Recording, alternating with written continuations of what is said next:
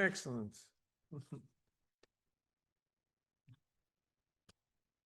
I want to say hello to everyone. I'm sitting behind this screen. Hello to those who can attend today in person. I see a couple of faces that I haven't seen as yet, but we will catch up. I'm glad you're able to make it today in this interim moment between the 2 weeks of our Bergamo session and in warm conditions. This is officially a workshop. It's a presentation by Professor Francesco Casetti, who is, it's a very great honor to have him here at the European Graduate School.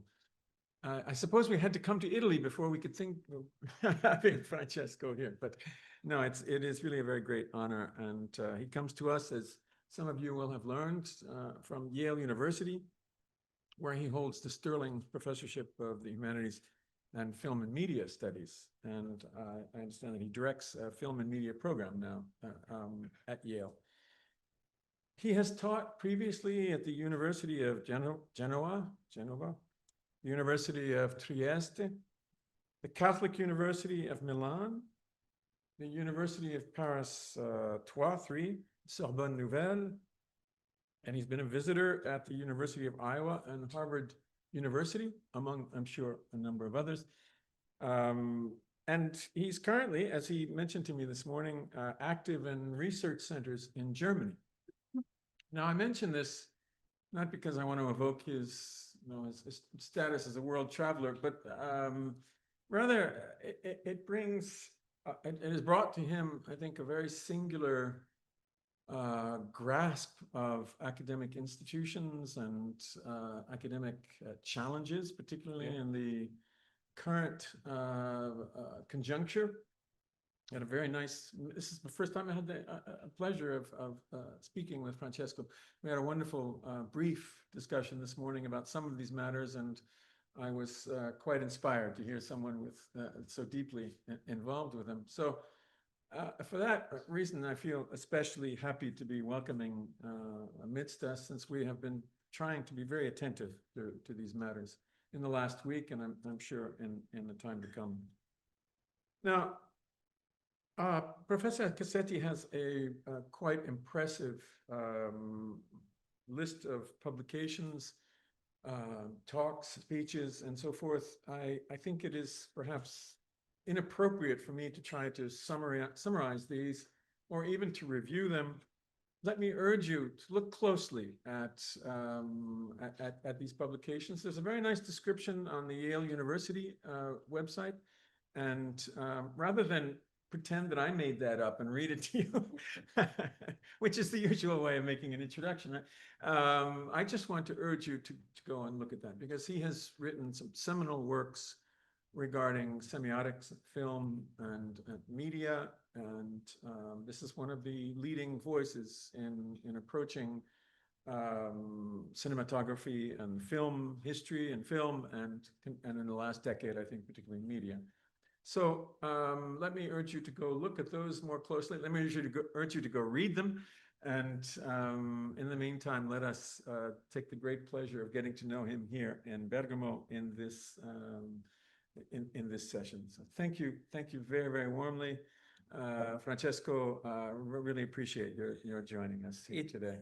It's me to thank you. It's a true honor to be here, and the pleasure, and thanks for your introduction, so kind. And yes, I traveled a lot and I worked a lot. That's the privilege of age. In the meantime, I'm still fighting, and that's the good news. Today, trying, of course, this is a workshop. I'm used to the workshop at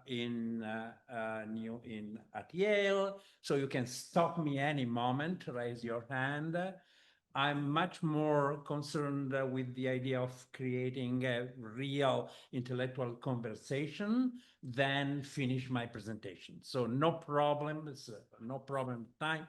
You stop me and in moment you have curiosity or you want, and I'm going to follow the ways or the avenues you are suggesting to me.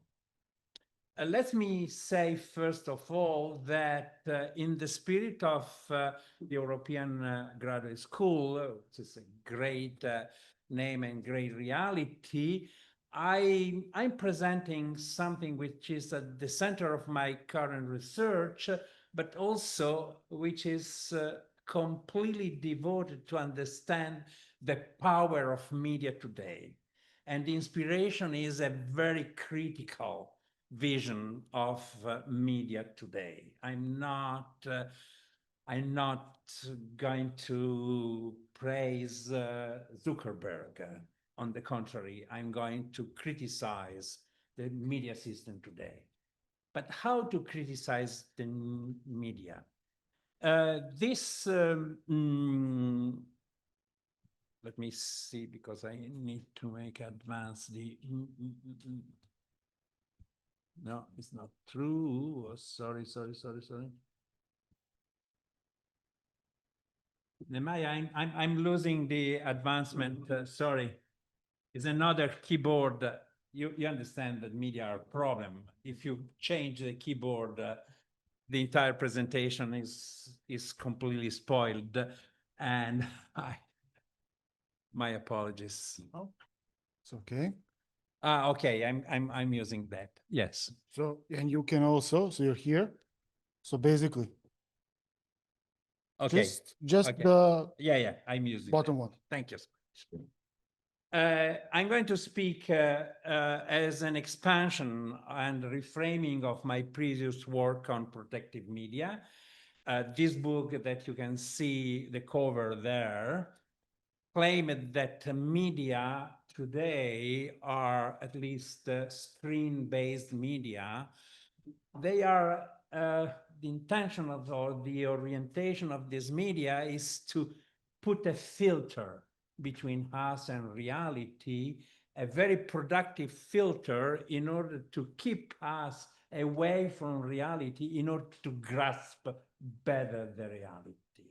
Is a process that contemporary media are applying that. Think, for example, the immersive experience. You are not immersed in the real reality. On the contrary, you are kept away from reality in order to get into the reality better. This is the idea, this idea of protection that in meantime is a way of capturing better the reality at stake. It's a process that is not only modern, but modernity.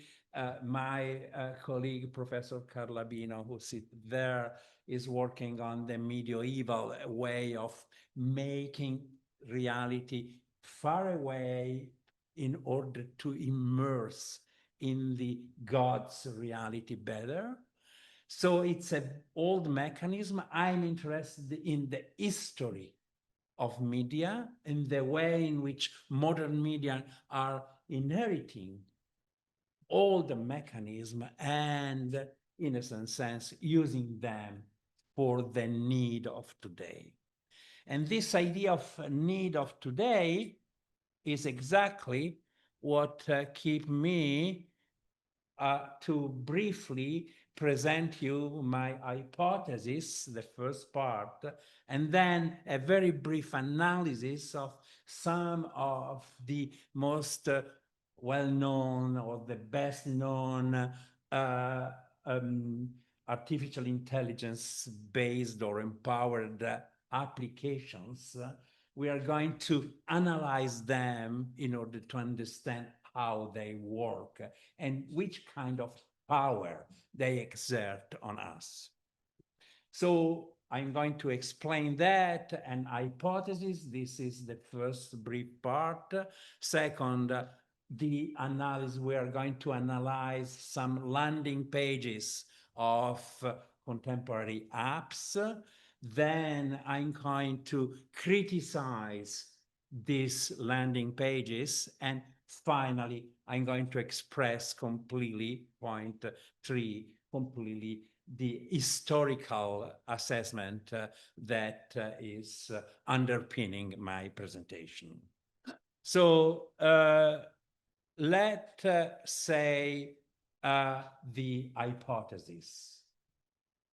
Put in a very simple way, I would say that generally most of my American colleagues are thinking, correctly, I'm not against, I'm thinking that contemporary media are instrumental to the so-called society of control.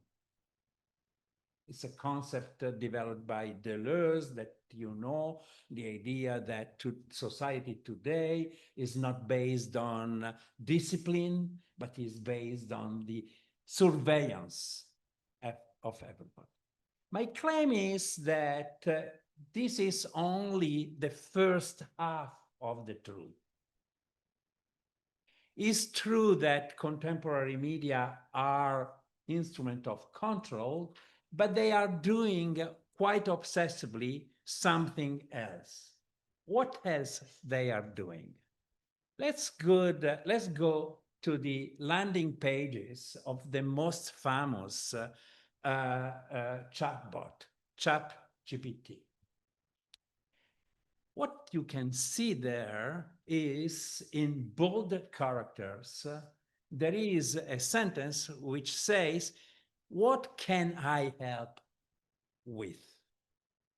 So basically, in this sentence, if I analyze these landing pages, there is an address, me, you.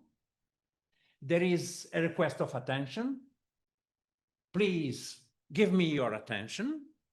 And third, there is an offer, the offer of help. I'm here to help you. That's clear? So there is this idea of what I call benevolence.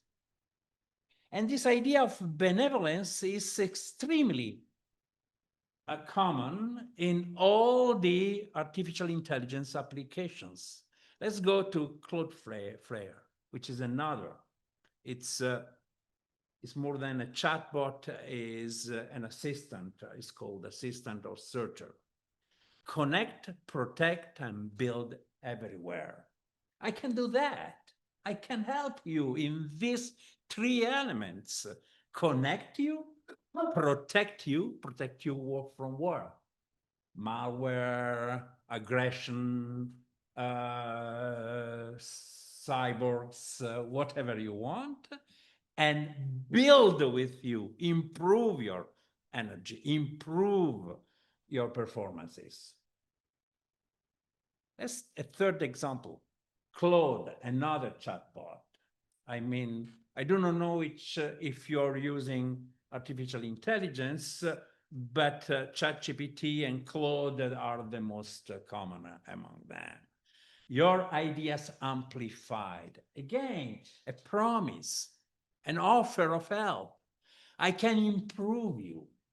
I can make you better. It's like I'm not a technical application. I'm not a device. I'm not a medium. I'm a friend. I'm a parent. I'm your alias. This idea of assisting, supporting, improving, helping, protecting. So I stop here. We'll see another number of landing pages later. But my starting point is my curiosity about this kind of benevolence that is spread out by the contemporary media. Why this need of help? Why this assistance? Why that? okay, we can say because we are weak, because reality is very complicated, etc., etc., etc. There are tons of elements. For example, in the book, I revived the idea by the philosophical anthropology, philosophical anthropology, claiming that humans are weak animals. And the weakness of the humans is the starting point of the process of so-called domination. We can say that, we can discuss that if you want later. What I'm shocked at is this idea. And I can provide other evidences to that. For example, I spent hours, not the best of my life, listening Zuckerberg speaking about what Meta wants to do. And this obsessive discourse is, I'm here to help. I'm a good guy. I'm not the kind of guy you think, by chance I'm billionaire, but really I'm a benefactor of humanity. That is the claim. And if you go to, I do not know if you did up and you have visited the Silicon Valley, this is what everybody in Silicon Valley tells you. We are good. We are here to help. So my point, my starting point is, what is this power in which there is a control, there is a sort of constant checking of the individual of this society, and in the meantime, a great deal of helping us? And here is my answer.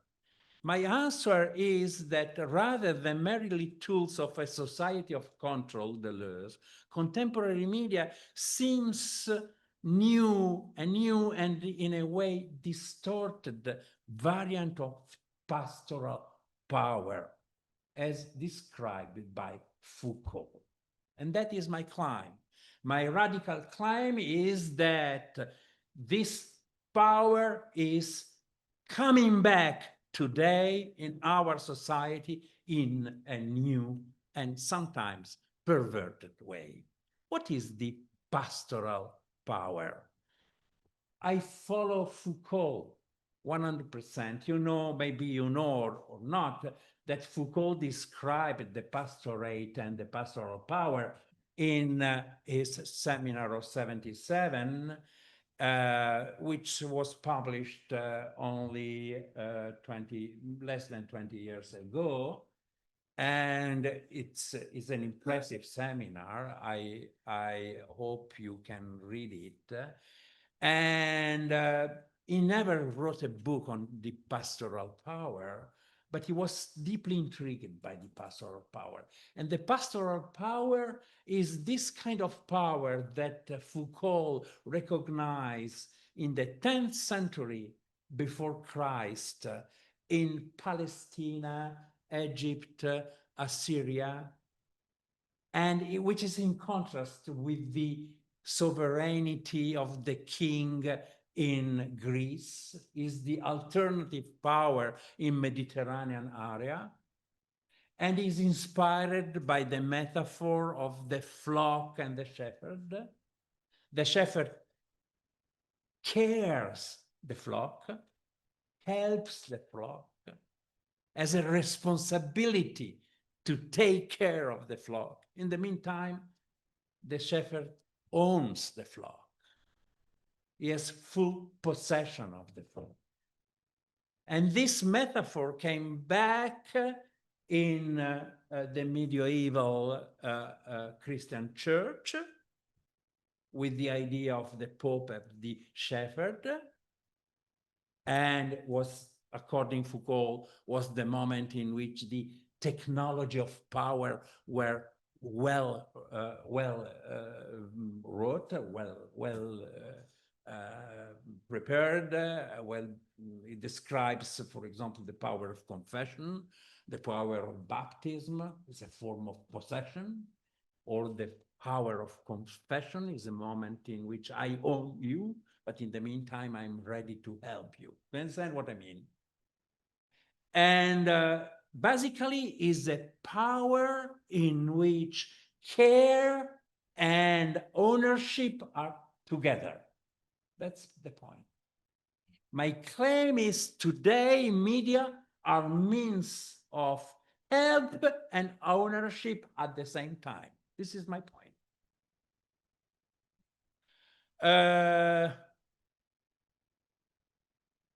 Let's work on the first aspect, help. I go very, very fast on a couple of images, and I spare the half an hour, for example, of Zuckerberg speaking in the Congress, American Congress, in which he claims I'm a benefactor, but it's too long. But I can send you the link. You can find it on YouTube, and this document, impressive document. Let's go fast. Getting started, perplexity. And right, I took that because the European graduate school was born in Swiss. And say, this is, you can read it, the Swiss Army knife, which is the emblem of the helpful object. Perplexity is like the Swiss Army knife. You can use it. When you need it, ask us.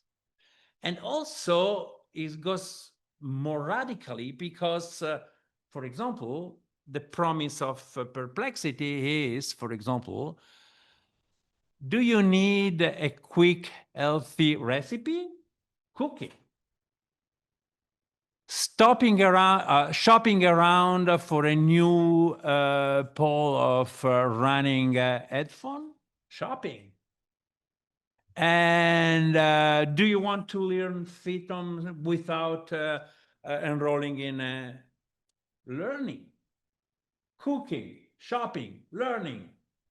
The basic activity of my American citizens friend which is also the source of a great embarrassment. What I have to cook today? Please help me. How can I learn this? Please help me. How can I find this product? Please, Amazon. Bezos is another benefactor of humanity, despite Venice marriage. So, Ucom is another interesting example. Who are you? I want to know who are you. Please tell me who are you.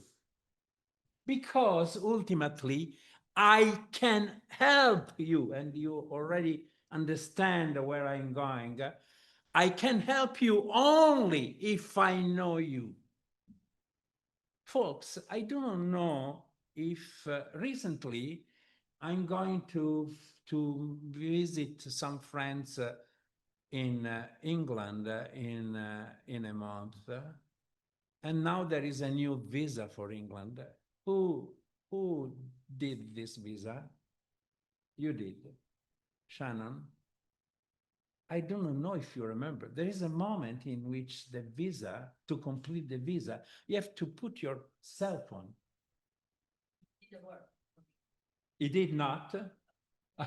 That's interesting because for me it did work, but I paid the price. My entire data were absorbed by this visa. Apparently say, of course, if you did not do bad things, who cares? No, I can't care. My life. Now you possess my life. So you understand where I am going to. But let's see other kind of help. I choose also funny examples. This is a Bible chat. I discovered that because some of my students at Yale, they have it. and they need help. When they are in distress, they ask, give me a quotation of Bible. And so I tried that. The quotation are fantastic. You are in distress because the line in front of you is too long. Say, Bible, give me something. God loves you. Okay. Or other thing, God is thinking about you. Also this morning, you are in distress, and there is always a sentence from the Bible that give you some kind of optimism. This is a fantastic $9.50 a month, and you can be happy. I'm horrified, but that's another problem. Dozens of people are using it. And I'm interested, as a scholar, I'm interested that so many people, they are using it. Anyway, it was a Romanian invention. The startup is in Romania. That's interesting. It's not Silicon Valley, just to be clear. Another example, all the health applications, of course, Apple. You need a doctor, you need a dentist. I can provide one immediately. Personal safety. Google provide dozens of these kind of things. Google crisis response. I put that only about disaster, but natural disaster, but there is different kind of apps for different kind of disasters. And fitness, I love, I'm not particularly fond of fitness. I'm fat, unfortunately. But all my friends are using that. They are running with fitness help that alarm then 10 seconds before the big crisis, before the break of the heart. So all these kind of things, and also the most modest that we use the geolocalization, for example. But once again, I prepare my next step. When you go on GPS, you make one question at the beginning. Can I have your geolocalization? Which means I need to know where you are. And finally, devices like Apple Watch that I find exactly, I'm amazed by Apple Watch because the last thing is interested is in time, is about time. Is not something that is a watch, which is not giving you the time, is giving you something else, your pulse, your health, your insulin, whatever you want. So I can say that there is a huge category of protective media that are based on benevolence, help, assistance, guide, improvement, all those kind of things. And if I can oppose, and if you are interested, we can discuss a little bit more in a second, there is a sort of couple, a sort of opposite of the protective media, which are the extractive media. Media there that whose scope, whose intention is to extract data or extract material. And what is interesting is that protective and extractive dimensions are going together. The example, the most easy example is surveillance cameras. At the same time, they protect somebody from somebody else, but in the meantime, if you understand, it's what happens. they control, they check, they steal data from the surroundings. And this data, they are useful. They are terribly useful. I'm speaking, sorry if I say that, and I'm sorry for several reasons. I'm speaking as a professor of an American university. And in the last month, the surveillance camera has been a big instrument to identify some of my students, not for purposes of praise them, but for purposes of expel them from the country. You understand what I mean? So the control, or let's say the protection, as the counterpart in the extraction.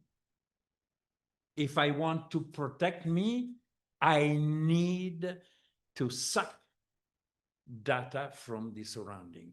And that is the step that brings to me to the idea that contemporary media, with their desire to help and the reality of possess, they are similar to the pastoral power. I give you just one example about the ownership of users. I give you only one example of Replica, which is another app on which I worked. It's an app, I think is forbidden in Europe. It's an app, in the aim of the app is to create an alias of you, a friend, or a partner. There is a lot of problems psychologically and also legal problems because they create a companion or confidant, etc. And Europe stopped the Replica, as much as I understand.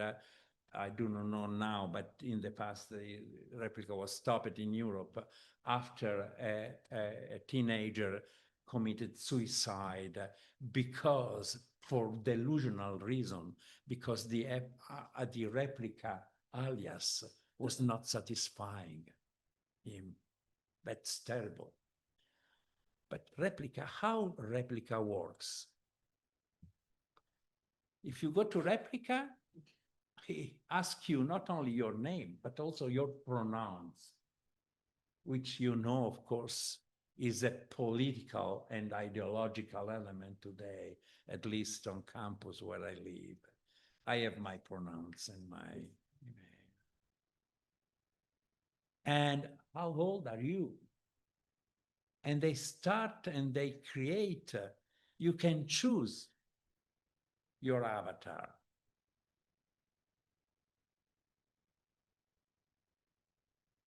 And you can give a name, you can baptize your alter ego.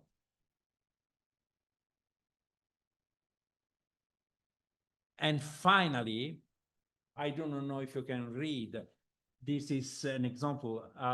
It is not me at stake, it's somebody, Midun, who is helping me in navigate this complicated world.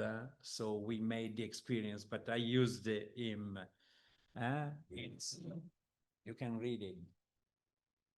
A sequence in which Replica asks, do you want to chat with me? And Midun replied, no, I have some work to do. I'm ready to work with you. Don't abandon me. If you need do you need to write a paper? No problem, I can write a paper. And Midun say, no, I prefer to do that alone. Say, and when can we meet again? There is a sort of obsessive, zealotic obsession, too much, even too much. And this too much today is a real problem. So let's go to the last part of my point. In which sense I can say that this media system, so obsessed by help and ownership, is reminding the pastoral power, also very based on care and ownership. Let me go fast and summarize for you the 5 characteristics that Foucault describes of the pastoral power. First, the pastoral power is aimed at a population and not a territory. This is a fantastic passage in Foucault. He compares the king in Greece, who is interested in the territory, with the prophet in Palestine, who is interested in population. The idea is to keep together the population, and a population in the move, moreover. Second, is based on a dedication rather than a command. There is no command. In the pastoral power, I take care of you. So there is an address, what we have seen at the very beginning in ChatGPT. Me, you, together in a dialogue. What you need, I take care of you. Third point, it's a little bit complicated to explain, but Foucault is very precise on that, is not the population in general, but is each member of the population. I do not know if you are familiar with the gospel, in which the metaphor of the pastor and the shepherd and the flock is quite spread. The idea of the last sheep is as important as the entire flock. Any single element, any single person is important.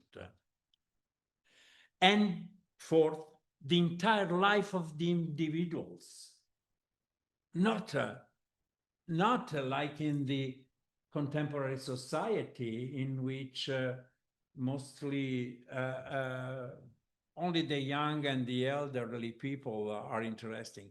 No, here we have apps in the pastoral power. We have assistance. We have help for the entire life. And that's clear that it's going to be the same with the media. Media today, they are helping all the ages. And finally, what Foucault says, there is a task to be fulfilled in the pastoral power, which is different from the king's power in Greece. King's power, Greece doesn't have a task. Here is a task. And this presence of the task implies the responsibility of the shepherd and the obedience of the flock. And Foucault explains very well these 2 elements that to me are capital elements. The idea of responsibility on one side and obedience on the other. So I go very, very fast in saying that today we have the same 5 elements in the system of media, but with a perverted version, in a little switch, but this switch is capital. First, I take a few minutes to explain that. Yes, media today are interested in population and not territory. Let me say a parenthesis, a very personal parenthesis.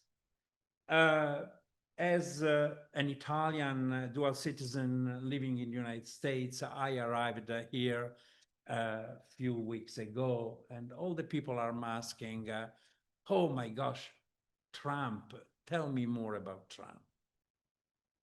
And I put that, I get out from the camera and I come here. I get up with a strong hypothesis. Trump does not fit the contemporary needs of power. to say, oh, you're crazy. Okay, I go back. So I was asked what Trump, and I say, Trump does not fit the need of power today. He's responding with a power which is an old power, territorial power. Let's protect our borders. Media are not interested in protecting borders. They go beyond borders. Give a discipline to the people. People, power today is no longer interested in discipline. They are interested in capturing you through help. Help you and capturing you because you need help. Do you understand?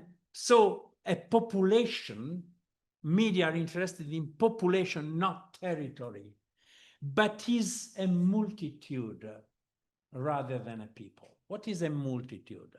This is a concept by Virno. The Grammar of Multitude is a fantastic book. I suggest you to read it. It's one of the most strong analysis of the present. The multitude means that we are single people who coexist close to the other, but we are not forming a community. There is not a sense of community.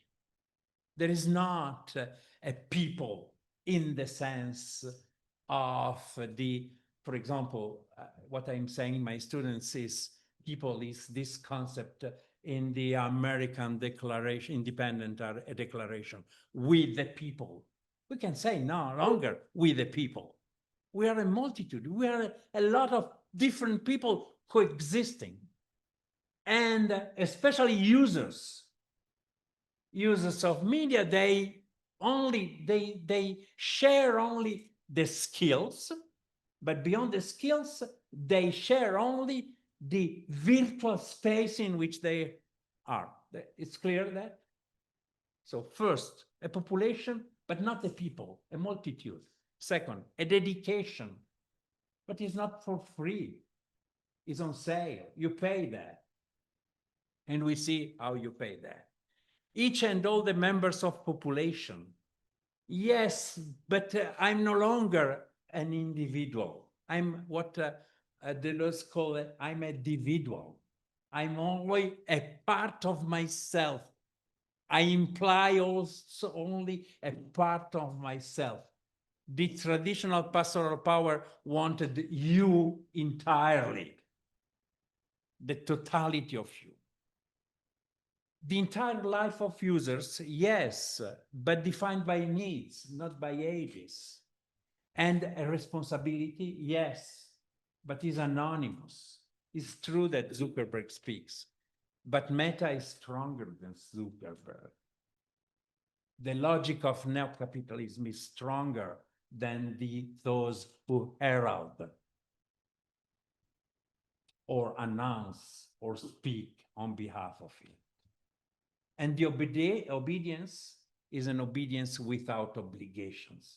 I summarize that users do not have sins. I mean, in the Middle Age, the sin was the problem. It's no longer the problem today. Nobody's. No sins. We are all innocent. So the idea is that there is a huge change. But in the meantime, there is the replica of the 5 elements of pastorate. I do not know. And there's the replica also of the intimate structure of pastorate. Help, care, and possession, ownership. So in this moment, I'm interested in the way in which an old form of power is reappearing in a different combination with the same structure, but the elements take other kind of connotations. And this is made to the fact that there is a number of operations. You know that the idea today, media, more and more people no longer are used to ask what cinema is, but what cinema is doing. Operations. Give me the operations. Tell me how you work. And this pastoral power, how it works today. And this is interesting because it's the transformation of old mode of working in a new mode of working. For example, I'm interested in the fact that the baptism is replaced by subscription. You subscribe an app, which is less engaging than the baptism. Baptism was forever, and now you subscribe, and then you know that it's not true that you can leave after subscribe.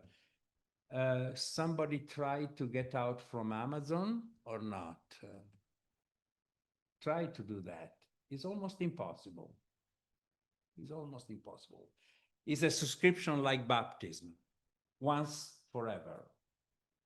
From confession to social networks, that is another thing I'm super interested. I spent hours reading social or reading, in particular, I have to confess, Reddit. I'm a big expert of Reddit that I love because anonymity allows people to say incredible things, but also to confess themselves in an incredible way. And the last point, from mystical body to avatars. So there is no longer the intimacy of souls, but there is the intimacy of our alias. This is, the ideal is the new population is our alias. So let me say something and then I conclude. In the balance of care and ownership, the traditional pastorate, the original pastorate, it was based on the necessity of the primacy of care over ownership.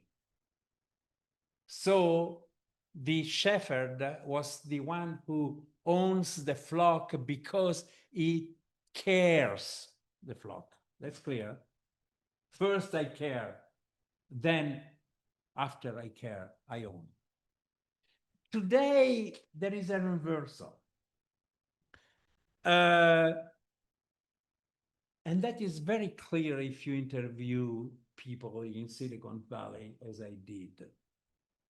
They say that they do that pro bono, they do that because they are good, but they need to know you entirely in order to help you.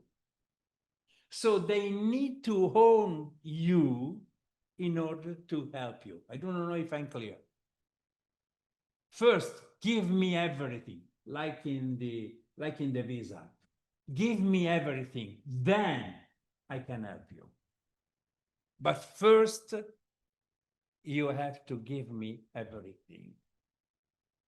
And so I'm curious about the idea of what is a care which is based on ownership and not ownership based on care.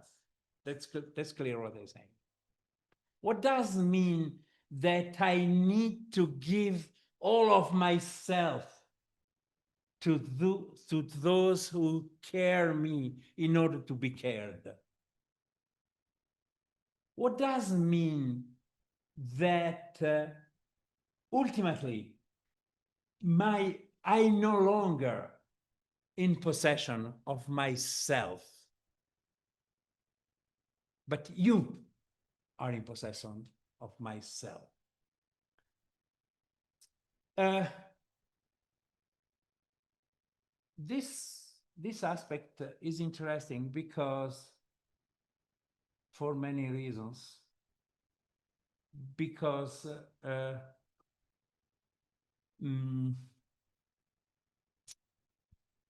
first of all, it elicits new fears. If you are not sure to be the ownership of, to have the ownership of yourself, you are scared. Do you understand what I mean? So you need more help. If I help you, only if I own you, you are scared, you need more help. And to get more help, you need to give me more of yourself. This is the logic. This is the, I put this way, this is the neo-capitalistic logic of the media today. Give me more of you so I can help you more. And if I'm scared that you are owning myself, I have to give you more of myself in order to have the supplement of help for my further anxieties. That's clear.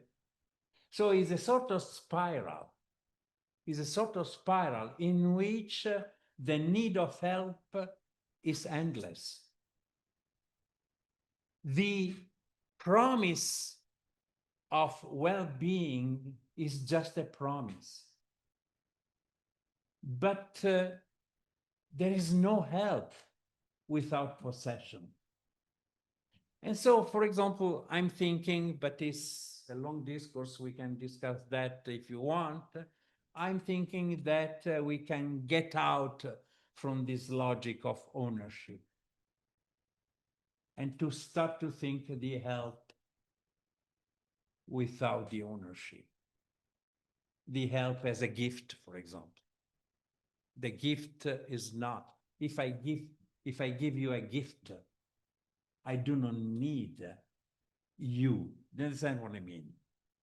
When I help somebody through a gift, to a dedication, through a true dedication, you have not to claim that I own you, because I do not own you. So, for example, a society, going back to the idea of gift, and which was a great idea during the sociology of the 30s, the idea of gift could be good. So far, and this is my conclusion, what I know is that the power exerted by media today is only apparently a soft power. There's a lot of people, including my friends and colleagues, saying that the power of media is a soft power. No.